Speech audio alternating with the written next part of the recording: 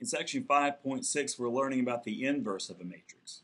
And just like real numbers, to where the inverse of a real number is the reciprocal, for example, 5 times 1/5 equals to 1, matrices also have inverses. And when you multiply those two matrices, you'll get the identity matrix.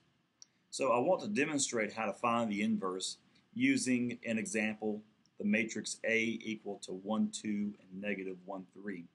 And in order to find the identity matrix, in order to find the inverse matrix, what you have to do is set up an equation to where you got matrix A times the inverse matrix is equal to the identity matrix.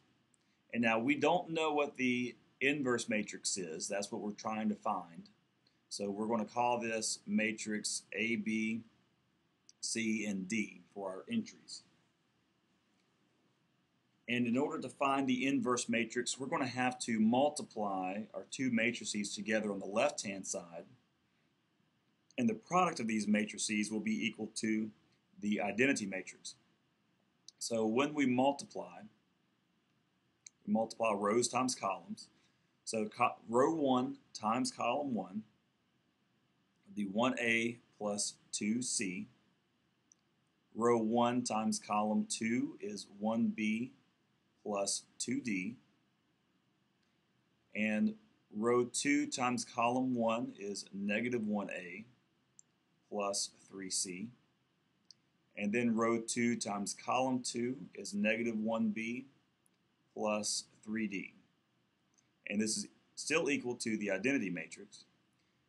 And now what this tells us is that entry 1, A plus 2C, is equal to entry 1 in the identity matrix. So if I set this up to say that A plus 2C has to equal 1, negative A plus 3C has to equal 0. We're just setting that equal to each corresponding entry. B plus 2D must equal 0. And negative B plus 3D must equal to 1. And now what you notice here is that we've got two sets of systems of linear equations. And we can apply the elimination method for these two equations by adding them together. A plus a negative A cancels. 2C plus 3C is equal to 5C. That's equal to 1. And when we solve for C, we're going to divide both sides by 5 and get that C equals 1/5. And now we're trying to solve for A, B, C, and D. So I can use C to find A by plugging this back into my first equation. 2 times 1/5 is 2/5. And then I'll need to subtract 2/5 from both sides, which will give me an answer of 3/5.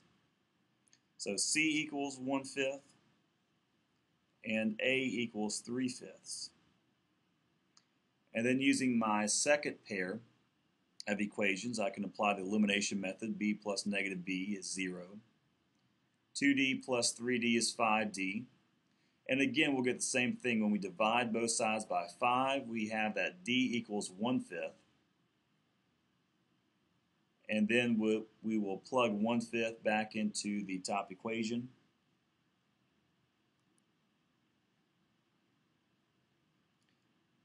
And we will solve for B. And when we subtract 2/5 from both sides, we get that B equals negative 2/5. And these are our 4 entries for the identity matrix. So our final answer, the identity matrix, we just plug our A, B, C, and D back into the matrix. A is 3/5. B is negative 2/5. C is 1/5. And D is 1/5. And that is our final answer.